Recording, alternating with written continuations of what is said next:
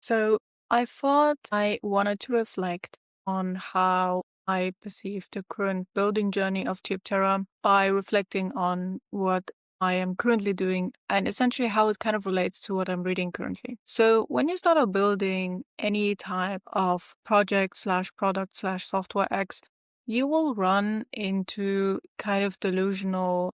So a lot of the startups that we encounter, they have immense growth. They're growing 10% a month, 30% a month, maybe even doubling their revenue a month. While that is possible, I feel like for a lot of startups, specifically the ones that we all know, like Airbnb and even Stripe, they came from a 10-year grind and then they had this overnight success, right? And that is probably only possible because of building good habits and relying on the law of compounding effects. Now, compounding effects, they add up pretty fast. So, for instance, 2 years ago, I was just a grade 11 student. I'm not quite sure what it is in the American system. And someone who was quite naive. Like, I still believe I'm quite naive, but at that time I was kind of worse, I believe. I had good grades and I thought that, well, maybe life amounts to only having good grades and then doing a very prestigious path. And somewhat after, having the goal to, start new things, build new things, also developing my interest research for stem cells, I decided that I actually need to put in the effort to change something. And so that's what I did. I relied a lot on the compounding effect because you need to always imagine that a 17, 16-year-old nowadays can achieve a lot if they're consistent and persistent. Even if you have no credentials, no experience, but you have a certain dream, you need to assume that there is at least someone out there who's willing to give you the opportunity at any given stage. And that can work, right? Because again, I feel like we perceive the world more pessimistic as it is. Most people, if you look in the right places like San Francisco and stuff, they will help you out because they know that the return on investment is huge if they just push you to do the things that you want to do, right? And it also helps them build maybe a pretty good network outside of San Francisco if you're doing it remote. So that is the compounding effect, right? The other thing I was recently noticing about myself is my reading taste.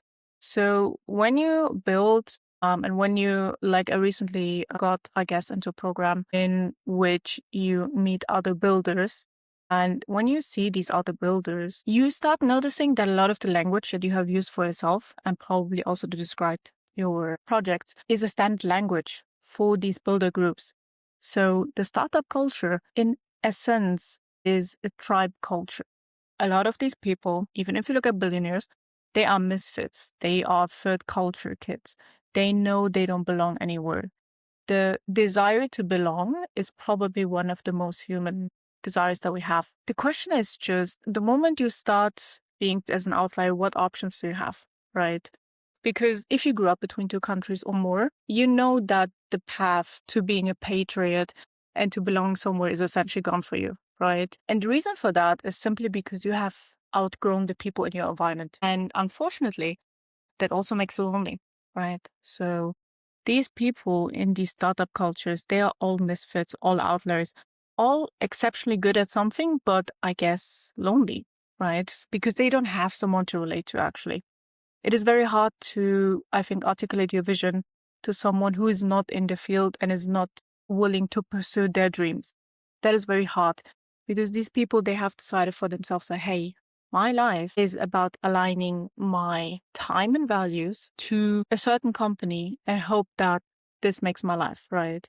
I'm not willing to put any effort. That is fine. You can do that. The question is, if you have transcended that phase, who will you meet? And so that's what I've been noticing. I've been looking more into essentially the startup culture, people telling their readers that, hey, the best thing you can do for yourself and others is to be helpful, is to reach out to people, is to be bold, and is to figure out what you're good at and maximize your leverage. And that is essentially what you will see in a startup tribe. Like, the reason why also these companies, they work so hard is because they stick together. Now, I was recently reading an article by a former tribe employee who said that she is missing this kind of sticking together thing or like the atmosphere.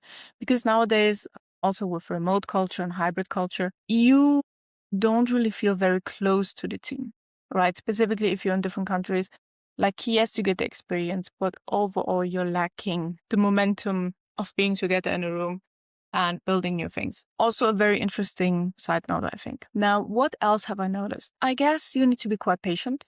So, for instance, for Theioptera, I was able to identify my ICP, that is my ideal customer profile, specifically someone near to my stage, right? Either they're self-taught biologists, they're doing their own projects, they want to break into biotech, but they don't have any previous research going on, or they just want to experiment with something they found recently online and want to write a white paper on it. The question that I got quite often from those people I've reached out to is, well, since we all have AI, why bother doing this? I believe, just similar in the way that I have described the startup tribe, getting these exceptionally people that are very unconventional into biotech can be a huge blessing. Mainly because of one reason. They haven't been broken by academia. So when I studied molecular biotechnology at TUM, I realized pretty soon that I couldn't be a PhD in Munich. That is not something I aspire to be, because these people, like, I didn't feel the vision. I didn't feel that they have a certain will to trailblaze in their field, because it's simply not possible, right? In academia, sometimes, unfortunately, like depending also on the country, credentials matter much more than your own ideas. So that's why research has been slowing down, because who has the most credentials? Old people, right? And these old people normally tend to overestimate their knowledge and their skills and what ideas they can contribute, and do not make place for new ideas. That is the reason why, I guess, in Europe, research has been slacking off, because people are quite old and they're not willing to leave. That's like my opinion. Yeah, that was what I wanted to say. I also aspire with Theioptera to build a community of these, how do I say that, nomads, people who you needed to leave and they always leave and they always go in search for a better place, right? In search of a place where they can finally feel home. I feel like a lot of these people that will use Theioptera on a psychological level, they will probably operate like that. They will always be searching for new opportunities. And if they don't have a vision, they will always go to the next big credential thing, which I hope they don't, right? Because at the end, skills matter. How you articulate your ideas matters much more. And yeah, those were essentially thoughts I had. And I feel like overall it's quite interesting, right? Because at the very end, even if it all fails, right, I can still say I built something, right? And to be fair, the design now is pretty good. I've had also positive feedback about the design. It's still in progress, so obviously things are still working. I will link it down in the description if you want to have a look. Feel free to use it. What else? I think that's it. These were just some annotations I had on myself, what I read, and how it kind of correlates to what I'm building. I feel like when people tend to think more about what they're building, either in written form or verbally, like in this video essay, they might see more connections. And some people might also be inspired to take part in the discussion.